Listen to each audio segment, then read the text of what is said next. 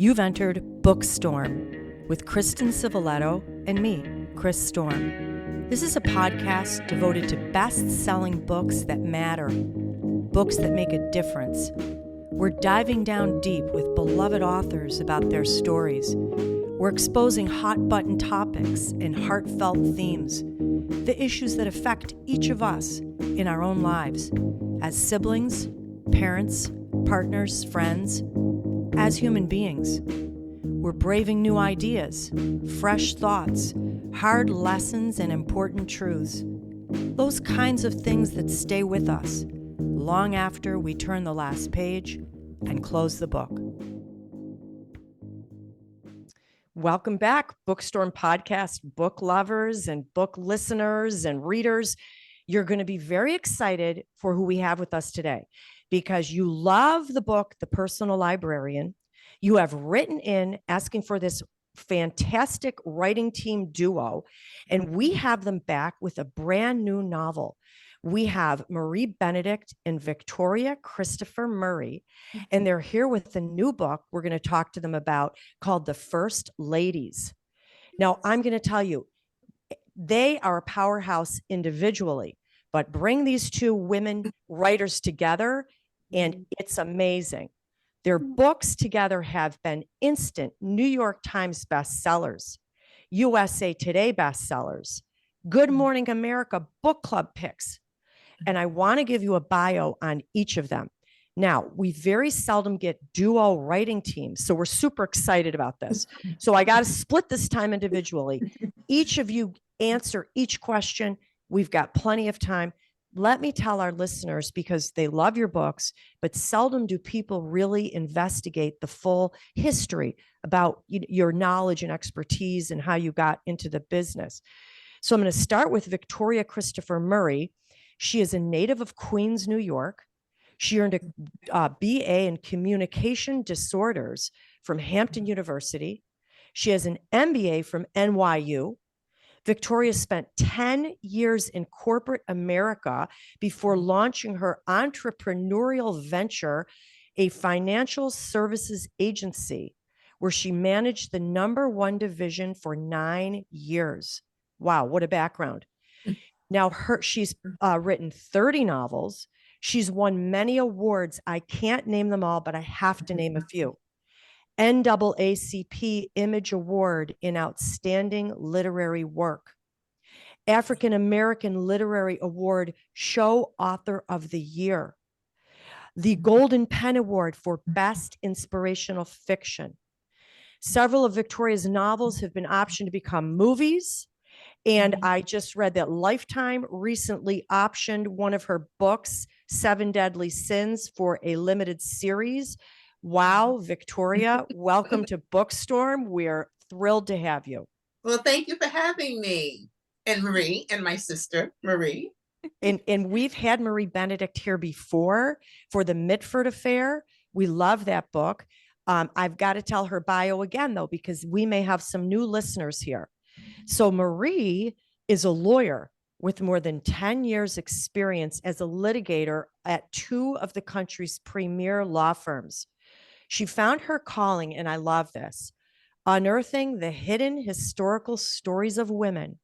Her mission is to excavate from the past the most important, complex, and fascinating women of history and bring them to light in the current day. And that is exactly what both of you have done. Marie's books have been New York Times bestsellers, Good Morning America picks, Indie Next Pick, Hall of Fame author reads, Barnes and Noble picks, and that deserves another wow. Welcome, Marie. Thank you. I'm so delighted to be back with you too, with my sister. It's a family. And I have to say that the last time Marie was here and she was telling us about this new novel, and we said, we have to get you both back together. She did talk about this special relationship that you both have. And we'll dive into that later because it's very, very wonderful. And it's enabled you to write some beautiful stories. So together, this writing team is bringing us some of the very best and most important fiction of our age. Welcome, both of you. Well, thank you for saying that.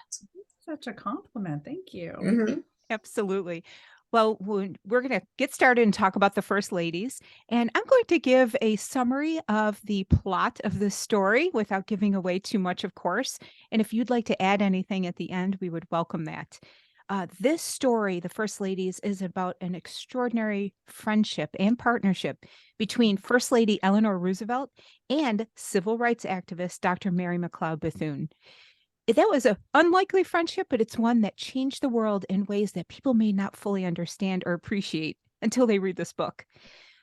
Dr. Mary McLeod is the daughter of formerly enslaved parents, and she refuses to back down in the face of white supremacist effort to stop her and many racial attitudes and roadblocks and obstacles that she comes across. But she goes on to become an educator, an activist, a businesswoman. And the two of them become good friends. They confide secrets and hopes and dreams with one another, which is a very beautiful part of this story. Just one aspect that gives it incredible depth. And they also walk next to each other through some tragedies and some triumphs. When Franklin Delano Roosevelt is elected president, the two women begin to collaborate a little more closely. And particularly as Eleanor starts embracing an agenda separate from that of her husband. She discovers some devastating information about her husband that kind of motivates her a little bit in a direction. But either way, she becomes more outspoken on civil rights matters as she's being pushed and prompted and observing things that Mary goes through. Now, even for Eleanor, some threats follow. There's other things that come along that she maybe didn't anticipate, but this just solidifies their relationship and their partnership going forward. These two women are formidable. They are passionate. They are committed. And much like our authors today, that friendship really forms the foundation for something amazing. And in the book and in history, it is the civil rights movement as we understand it today. Do you want to go ahead and add anything to that summary, either one of you? No, that was perfect. We need to take you with us on the road. Oh, would you mind? I'm there. You let me know and I will be there. That was a great synopsis of this just really incredible friendship that had such long-reaching reverberations even into present day. It's really hard to overestimate how important their friendship was to the world at large, but then to each of them individually too. Yeah, and unless we have works like this one, we don't maybe fully appreciate those reverberations because we forget sometimes in history, or we, see these after effects and we don't understand the foundations for it. That's right. The foundations and the parallels, and with what's going on today. So. Oh, absolutely. Well, with that, Chris, why don't you start us off and we will brave the storm. Okay, we sure will. I'm going to say, and I'm going to try not to get choked up through all these questions because this book really touched my heart. It's a story that seldom of us know. Yes, we know about everything that happened back in history during that time, but to hear these personal stories really touched me. And so I want to say for our readers, do you like historical? You're going to love this. Have you never picked up a historical? Here's a great place to start.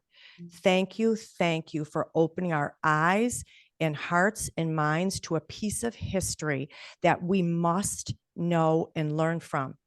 The friendship of Mrs. Eleanor Roosevelt and Dr. Mrs. Mary McLeod Bethune changed the world. I'm going to do two quotes here because both of these I loved so much. Eleanor said, quote, "Mrs. Bethune squeezes my hand, then glances down to where my long, spindly, pale white fingers are intertwined with her strong, dark ones. I'd reached out to grasp her hand without thinking, inadvertently breaking one of the unspoken rules governing race relations that white and Black people must never, never touch." Wow, that broke my heart. And then Mrs. Mary Bethune said, and this struck me so strong, "We don't need white people to save us. We just need white people to be fair, enact laws that guarantee equality." Could both of you expand upon Mary and Eleanor's beliefs about the importance of a persecuted people rising up to be their own voice, but also the importance of those around them being able to see them, to open their eyes to the truth of prejudice and join their cause. Can one be done without the other? Wow. Wow. That's a deep question, Is it? because it's almost the foundation of not only this book, but the foundation of who Marie and I are together and what we're trying to do together. Neither one of us could stand alone and tell these stories and have it come out the way they come out, because we are both seen and we are both heard. And I think it's important, and Marie and I were talking about this earlier today, that allyship doesn't work just one way. In an interracial friendship or a partnership or whatever, it goes both ways. Mhm. And you have to learn together, grow together, and that's how you solve things together. Yeah, I mean, Victoria said it so well. It goes both ways. And in our sharing and our trust in one another, and in our that trust kind of allows us to kind of switch lenses briefly, right? Victoria could trust me enough to look at the world through her eyes, and vice versa.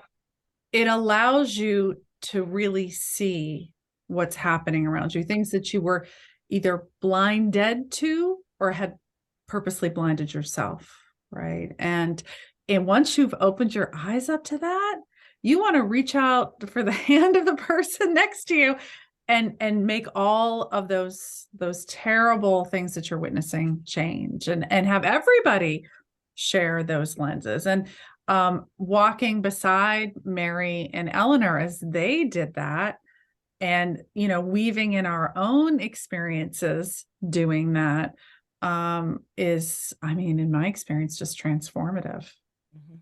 And even more so, I felt that it was very important for Mary to be her own voice. Yes, Oh. she needed help, but respect for her to have the intelligence and the fortitude to be a spokesperson for her people, persecuted people. I came in this book as me to being imperative. Yeah. You know what's so interesting about that too, because in this book and in those situations, Eleanor was really just trying to help. She really was. But what Mary had to teach her, what Eleanor had to learn, and they grew together, was I can speak. I'm an educated woman. I can speak for myself. I can do this. What I can't do is I can't open the door, because they will never let me open the door. That's all I need. I don't need you to speak to me. I don't need you to tell me what to do or how to do it. Just do it alongside me. And I think that's a very hard lesson to not only learn, but it's a hard lesson to teach. It's hard to teach that, because then you get into situations where people don't want to overstep. And so instead of overstepping, they'll do nothing. And that's worse. I'd rather have the overstep so that we can teach and learn together than have the nothing. And so these are the kinds of things that we want to talk about with this book, because you have to, if you're going to have a good friendship with someone from another race, no, you're going to make mistakes. Know that right off the bat. You're going to make mistakes. And then you get to go back and laugh about your mistakes together. But if you feel, because we laugh a lot, but if you, there shouldn't be a risk. You're not taking a risk. You're just learning. And so you don't have to be the savior, but sometimes you won't know what that means until you go out and try something, and then someone has to help you learn about it. Yeah. Two words were going through my mind as you were speaking, and that is dignity. There's a certain dignity that comes across when you have a mindset of equality, but also the idea of grace with one another, and allowing people to learn and to grow and have that room for growth. Absolutely. Yeah. And I think too, trust, to trust in the other, and to trust that they'll be there to catch you when you make that mistake, or forgive you, as the case may be.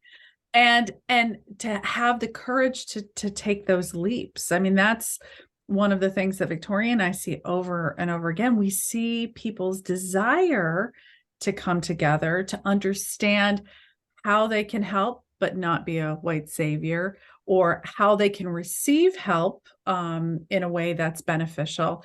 But so often people are paralyzed on either side because they're afraid to take that leap, afraid to make that mistake, afraid to trust. And that's, what we've gone through ourselves, but also what we had our characters experience in the book is that ability to be forgiven once the mistakes are made. There's Victoria and I always talk about the only way through this is through it. You can't get around it. You can't go under it or over it or steamroll through it. It's just dealing with the difficulties and the issues and the courage and the trust necessary to build a bridge together. Yeah. And I love what you said about grace, because you have to not only give each other grace, you have to give yourself some grace too. Because I know a lot of people look at this friendship and sisterhood that Marie and I have together, and they would think, oh, Marie is the one that's learning all about race. Marie can tell you that I'm learning just as much, as this is an equal opportunity. Make mistakes. And we're equal opportunity, and we have to give each other grace, but I give ourselves grace and say, oh, well, I messed that up. There it goes. Yeah. You both are such a good example of, you took something out of history, but now we're sitting here talking about, this isn't just history. This is something we still need today. And the two of you working together and still getting to know a different culture, a different people. It takes vulnerability. You have to be able to open yourself up. It's a risk. Without the risk, like you said, you got to plow through. It's amazing. The two of you are just amazing. Oh, thank you for saying that. And I'd like to dive in a little deeper on something that you actually each alluded to, and that is this idea of personal experience with one another and with things that we're observing. For example, Eleanor Roosevelt was able to experience just a glimpse of what Dr. Bethune was dealing with. She saw some of the looks and the comments and the outright refusals to be in the same room with her. And I think that personal experience with her helped Eleanor understand a little bit more. And I was wondering if you thought that personal experience is one of the most important factors that really shape our attitudes about race and race relations. Oh, yeah. God. Yeah, you go, Marie, because Marie always says this. Marie always says that it's seeing the world through my eyes. But Marie. 100%, exactly what Victoria just said. I mean, unless Victoria had been gracious and trusting enough to share her personal experiences with me. I mean, obviously not every single experience, throughout the course of her life, but just glimpses are transformative in my understanding. I mean, I don't want to go too far down the rabbit hole in some of our examples, but it's exactly what you just said about the way in which Mary and Eleanor allow each other a glimpse into each other's existence that maybe otherwise wouldn't have happened. And even in Victoria and I's case, I would have never known if some of the things that the microaggressions she endures all day, every day. I mean, I just didn't know. And I didn't know what I didn't know. But unless we have the fullness of that understanding and experience, how can we even begin to know another, know what another is enduring or suffering through, know what needs to be done in order to make things more equitable? So I feel very fortunate that Victoria has trusted me enough with that to share that lens. And it's been fortunate for me to have, I always tell people that my parents were involved in the civil rights movement. And so we've had lots of discussions about race. And I have white friends and I have Black friends. And I've never, ever talked to anyone about race the way I speak to Marie about race. Because we're writing these books. So then we have to speak to her. I remember there's some scenes I wrote with the word that people don't like to use, but I was going to put the word in. And I remember thinking, okay, God, how am I going to talk to Marie about this? Because she's not going to like this. She's not going to like this, and those kinds of things, or just experience. Like, we have so many experiences. Like Marie said, you don't even have time to go through all the things we experience together, but I get a chance to talk to someone of a different race about race at a deeper level that I've never, even with my background, never had the opportunity to do before. Because with my Black friends, they're going through the same thing. So it's not a big deal for us to, so what, they don't let you sit in first class because they don't think first class people are, you're there. Or with my white friends, I don't want to spend the time talking about that because it's every day. But with Marie's now my sister, so when something happens to me, I get on that phone and text her, and she's like, the good thing I'm not there. I love this. Much kinder than me. Much kinder. That makes me think of one line in the book that Dr. Mary Bethune's grandmother, Sophia, said, and I wrote this down: "You are beautiful because God made you in his image. You were born with a purpose." And listening to the two of you talk about this, that you have an opportunity has opened itself that is very unusual with your relationship. I kind of feel like this book is here for a purpose. Like, maybe you're saying we need to start having more conversations like this. Mm-hmm. That's exactly what our hope and dream is. What we were just talking about this morning with the personal librarian. That was we became very, very close to the writing of that, and we knew it was an important and a powerful book, but we really had no idea what we had, and we didn't realize the way in which it would reach readers. And when we finally, after COVID, went out and started to actually meet readers or doing it virtually, we saw them hunger and thirst for a way to connect with each other. And we saw that fiction, and particularly the kind of fiction that we write, was bringing them closer together and providing safe spaces and safe opportunities. And so Victoria and I very intentionally set out to write a book with the First Ladies that would let people kind of walk along our path a little bit through the historical characters of Eleanor and Mary, to see how you can do that, how it's possible to have forged that connection and make that close relationship that all these people that we were meeting seemed to hunger for, but didn't know how to create. And our goal is, and people have come up to us and say, I want one of you, or I want one of you, because and those are the words they use. So we had a man in DC purchased 2 books of the personal librarian. He was maybe in his 50s, 60s. He purchased 2 books, and he said, I'm going to find a Black person to read this book with. And he said, I'm really scared, but but he was anxious to do it and eager to do it and looking forward to doing it. And we were like, what is this thing that happened?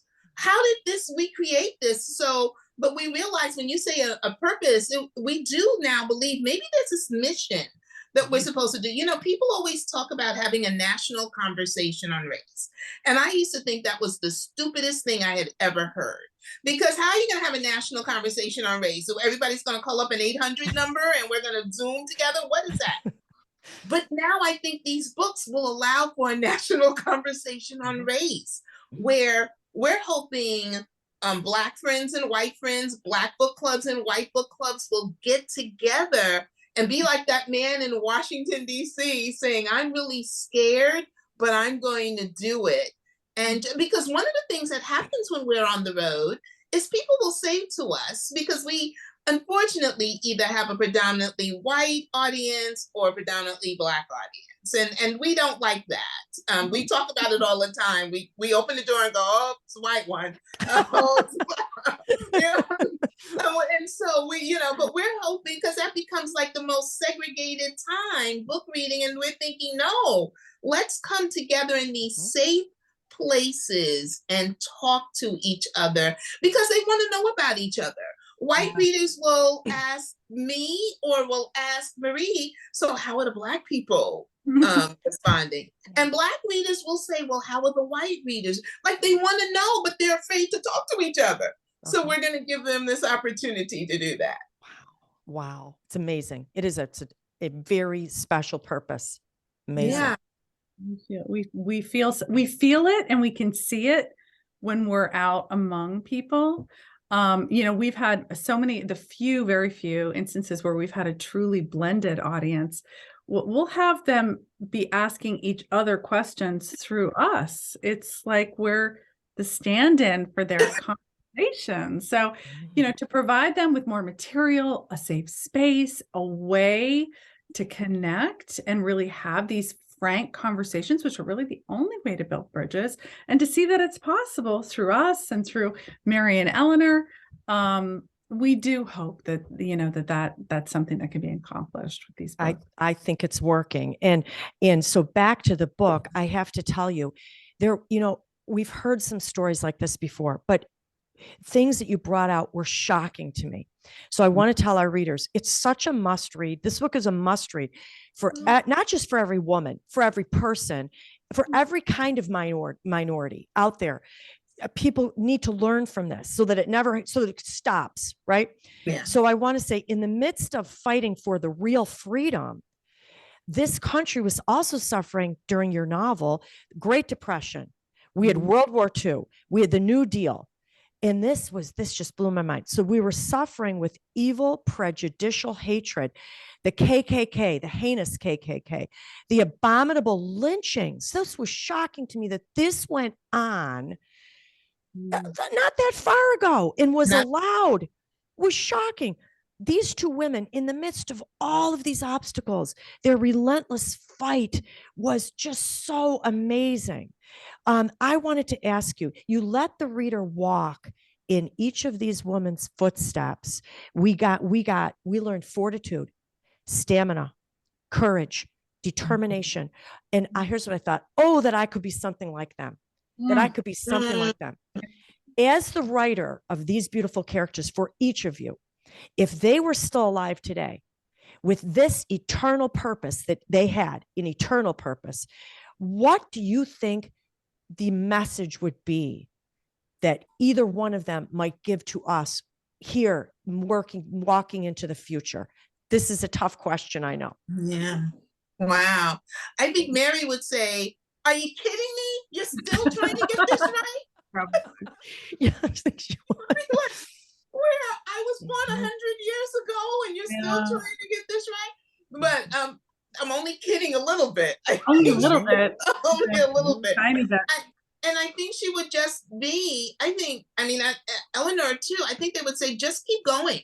Just keep going. Because when you think about like the lynching and how they were fighting for that, and I think they would be shocked at how long it took to finally get a lynching bill passed. But we finally did get a lynching bill passed. And so I think they would, the fortitude that you talked about, I think they would just say, you can't, and Marie and I talked about this morning, you can't get tired. No, you really can't.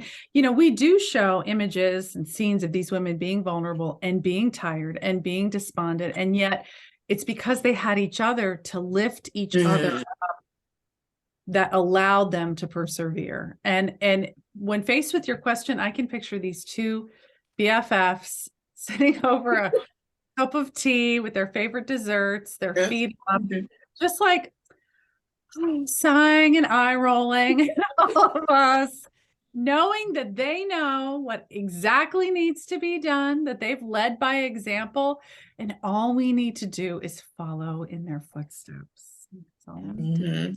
Beautifully said. They've already led the pathway. We just have to follow along. Beautifully said. I'm going to go back to something that you also both mentioned, and that is this idea of acting when we see a wrong. There's a statement that Mary Bethune reads, and it says, every American who stands by and does nothing must accept a share of the guilt. She reads that and it really stops her in her tracks. Eleanor also reflects on this statement, and she says, I have never perceived silence around violence or racist actions to be the same as the acts themselves. Silence suggests agreement. These are incredibly profound statements that both women Mhm. made. And I was wondering, why do you think people stay silent in the face of these atrocities like a lynching and don't stand up? And, on the flip side, what do you think impels people to stand up when they see wrong things? Hmm. Another great They're question. good. Really good question. I think people stay silent because a lot of times they don't know what to do.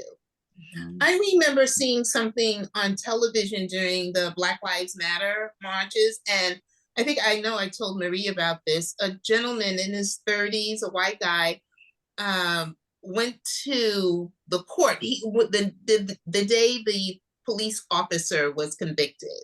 And so a young white guy in his 30s went to the courthouse just to be there. And they were interviewing him, why are you here? He's like, I don't know. He said, I don't know what to do. And I want to do something. And he said he had even Googled, how do I help? He didn't know what to do. So I think a lot of times people don't know what to do. I think, Victoria, as usual, hit the nail on the head. I mean, it's so much of it is, even in this age where there's a ton of different organizations and there's also so much noise out there about what's right, what's wrong. It's almost like people are paralyzed from an overabundance of messaging and being unsure what the right next step is, despite, the fact that there are many forward steps that are kind of carved out there.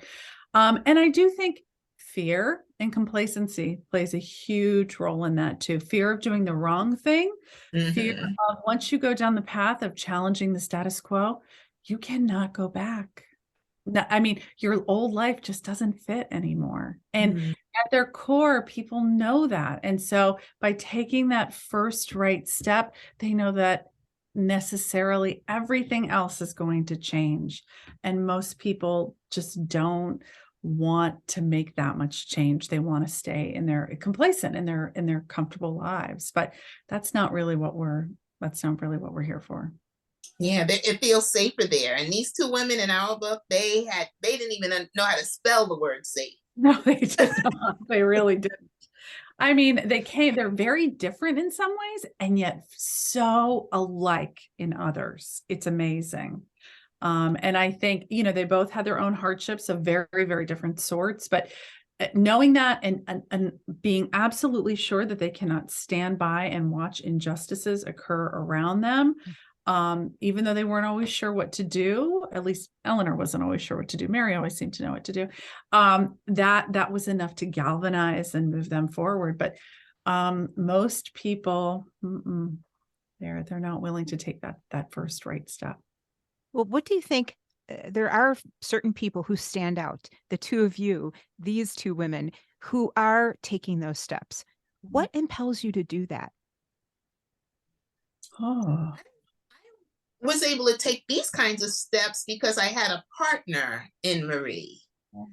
I don't know. That's a very good question because I don't know if I would have ever tackled something like this alone. Because these stories have to be told together, just as the solutions have to come together, the discussions have to be together.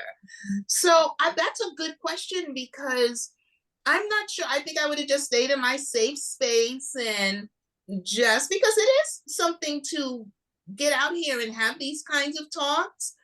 This hasn't happened to me, but Marie hasn't always received the nicest letters from readers. She's too woke and all of that. And so it takes, even with this space that you would think writing books is safe, it's not really. If you don't have the backbone to get some of the letters that she's gotten and some of the things that people have said.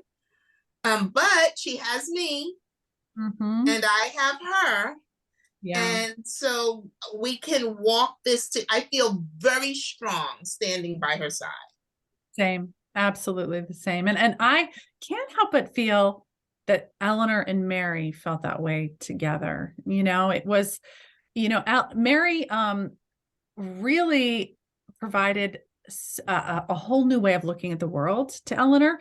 And it wasn't like she opened her eyes and then ran, she opened her eyes and then she was there, and vice versa. And it wasn't always super easy for either one of them, the things that they had to learn or the things that they had to do, but they always knew that they had each other. And that, I mean, having Victoria as my sister is such an amazing source of strength and courage, and sense that I'm on the right path, and that and it having that other person right there to shore you and your conviction up is so helpful. And that's yet another reason why we hope, our dream is that people come together to read these books, because then they're not alone. Not alone. Not alone. They have each other, and they have people who to inspire and model themselves after. I mean, you'd be hard pressed to find two more inspirational women than Eleanor and Mary. So, to the extent that you don't have someone to read the book with, you can have Eleanor and Mary link arms with you metaphorically. And I love that. But listen, standing up is hard. You get exhausted, as your characters showed us. And I love what you said, because you're not alone in those struggles. Other people feel that wrongness. They want to address it. They may not know what to do, but there's certainly that undercurrent of people wanting you to show leadership. And I think that's another area to draw on. It's beautiful. You're to a couple of inspirations. So we have the women in this novel who are inspiring us, and now we have the two of you, and we just love you both. It just am enamored with what you're doing. We want to be a part of it. You're creating like a whole new wave here that I think of positive. Yeah. And it's just amazing. And so give us a clue. Please tell me you're going to come together and write another book. Already signed the paper. Oh yeah. Excellent. You cannot get rid of us. Yeah. We have been unleashed into the world, and there's this is a good thing. Can you give us a clue what it's about, or no? No? Only because we haven't even figured. We're still figuring out what the next one. The thing that's so good now is that we can be intentional. We know what we're doing. Like with Belle, we didn't know what we were doing. We just thought we were writing a book about Belle. But we know that there's a bigger purpose now. So we do have to talk about that, Marie. We do have a nice list that we're kind of, I mean, as you can imagine, there's no shortage of important stories out there. It's really for us a question of deciding which is the right next story. Which women does the world need to hear about next? I really do believe there's the right time and place for each of these stories. And when they hit people at the right time, they can do what they're meant to do in the world. So we want to be very, kind of mindful of that choice. And you are, and we love what you're doing. And I want to tell our readers, you have to get this book, The First Ladies by Marie Benedict and Victoria Christopher Murray. And in the meantime, you can connect with them. You can find Marie Benedict at authormariebenedict.com, where she has a mailing list. She's got Facebook. She has Instagram. Victoria Christopher Murray has a website, victoriachristophermurray.com. You can join her Insider Club to be the first with the news of her books coming out. She's on Facebook, Instagram, and Twitter. And we're so thankful to both of you for what you're doing. You not only did you entertain us, but we learned something about that we didn't know before, and maybe even something about ourselves. And it's a beautiful thing. Thank you so much for joining us here today. Thank you so much. Thank you for having us. And that's great questions. I enjoyed it. Wonderful. We hope to see you back with your next book. We would love that. We would love that. Okay. Enjoy the rest of your day. Take care. Bye-bye. Wow. That was amazing, right, Kristen? That was amazing. What topics of powerhouse writers. And you know what I thought of too? We didn't have enough time to say it all, but I also felt such huge women empowerment from them. Two women voices in the history of this novel coming together, and now still today, two women coming together with a joint purpose, two different backgrounds, look at us. We're two women from different backgrounds coming together and trying to bring out books that matter and things that relate to your life. I just love this idea of women empowerment, watching these women come together to do something incredible. Oh my gosh, I agree. In fact, I wish we had 2 more hours that we could talk with them, because I wanted to ask them actually a question along those lines. In the story, both Eleanor and Mary were highly capable, very intelligent women, but they were both limited in certain respects. For example, Eleanor's work was very limited by the political aspirations of her husband, FDR. And there were certain things she could do and not do, and responsibilities she had where her mind might have been elsewhere. And with Dr. Bethune, she was limited in terms of the oppression and the Jim Crow laws and the legal issues that were keeping her from accomplishing fully what she could have if she didn't have those obstacles. And I thought it was very interesting because Mary says to Eleanor at one point in the book, we both are capable of more. And yet here we sit, me diminished by President Hoover and you diminished by the rigid expectations for politicians' wives. Part of the struggle to make change is the struggle to get the right change makers in place. And I loved that whole theme because they were not victims. They didn't sit there and just think, okay, we're limited. We have these laws. We have politicians. They still acted and they pushed and they pressed. And I was very inspired by that just from a women empowerment angle in the story. What do you think? I totally agree. And it's just like they both said. They said, even if you're tired or you're worn out, you don't stop. You keep pushing through, push through. Don't linger in the trouble or the disappointments or the failures that you may encounter. This goes for all of us in life. You keep pushing through. You focus your eyes on something ahead. You know it can happen. You believe in it, and you keep moving forward. Such inspirational story. I can't get over it. Something else hit me that you had brought up. There was a quote in the book: inaction in the face of racism is acquiescence to it. Silence is a choice. Silence is a choice. There was one scene in the book that just hit me so hard. It was a sketch in the New Yorker magazine by Reginald Marsh. And it was a sketch of an ugly mob witnessing a black man being lynched for entertainment. A young girl watches in the background. It's a ritual. It's accepted racial bloodshed. Eleanor calls it the most disturbing piece in the exhibit that they viewed at the New Yorker magazine. And the title of it was, "This is her first lynching." That struck me like we have youth and children in our midst today who are watching what we're doing. And we sitting there doing nothing is a message to these kids and youth. We have to constantly stand up for what's right, be a voice for ourselves. But to me, it hit hugely for the generation that's behind us. Yeah, and I think it's important to equip them as well, because you can become overwhelmed by how much wrong there is in the world. For example, environmentally, there's so many things you could be upset about. So we've got to kind of think in terms of who is in my sphere of influence. How can I model good behavior, good choices, action to the people whose eyes are on me? And how am I equipped to move forward and have some kind of impact? Because we can't solve everything. Right? We can't save the world, but what we do is we keep our focus on what we can do and do it effectively. And I agree with you. Those little eyes are on us, not just the little eyes. It's everybody in our sphere of influence is watching how we react and how we respond to things.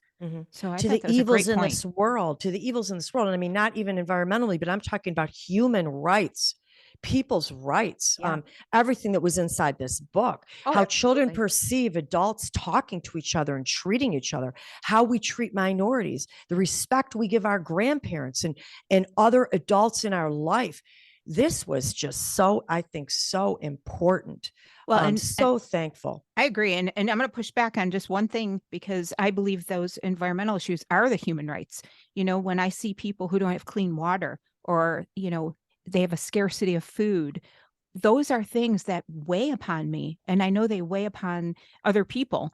And you can Yes. become overwhelmed when you think, this is wrong. I need to take action. And that's why, keep that focus on what you can do, what you're equipped to do, and know that you've got an example just by modeling behavior to other people around you. Yes, I know. There's so many other issues other than that. I'm just trying to stay more focused on the book issues at this point, really. But you're right. There's a lot of other issues out there. I got to give a shout out to our incredibly talented sound engineer and producer, Mark Carey. He's working remotely now. He's still behind the scenes, but he's off to bigger and better things. And we can't blame him. He's been with us here for a year. He's a young, very talented young man, and he's got to move on to other areas. But I just have loved working with him. And even though he's not here in person, continue into the future. And we've got some storm predictions to pique your interest. We've got so many books coming up. We have David Baldacci, Simply Lies, Susan Meissner, Only the Beautiful, Chris Boljalian, The Lioness paperback, Madeline Martin, The Keeper of Hidden Books, Bryn Turnbull, Paris Deception, Katie Quinn and Janie Chang, The Phoenix Crown, Heather Gudenkauf, The Overnight Guest, I'm Only Halfway Done, Ellie Banks, Macy Ace, One Little Spark, Matthew Quirk, Inside Threat, Colleen Oakley, The Most True Story of Tanner and Louise, Anthony McCartan, Going Zero, and Kate White, Between Two Strangers. And I think we're booked for like another month, but we have so many books still here. So stay tuned. We're excited. And listeners, as you've heard and previous weeks, we are growing. We're in 54 countries, 852 cities across the U.S. So we just ask that you continue to share our links and our social media, because these are, as you heard, important discussions to be having. When we talk about a national discussion, what a great place to do it with the authors who are writing about these issues and also thinking about them like we know you are too. We also ask that you stay on the radar with Bookstorm. We are on TikTok, we're on Instagram, we're on Facebook, and you can find us on YouTube. Just search for Bookstorm and Podcast and you will find us. And of course, if you want to brave the storm, just dive down deep with us into life-changing fiction, because we're doing it.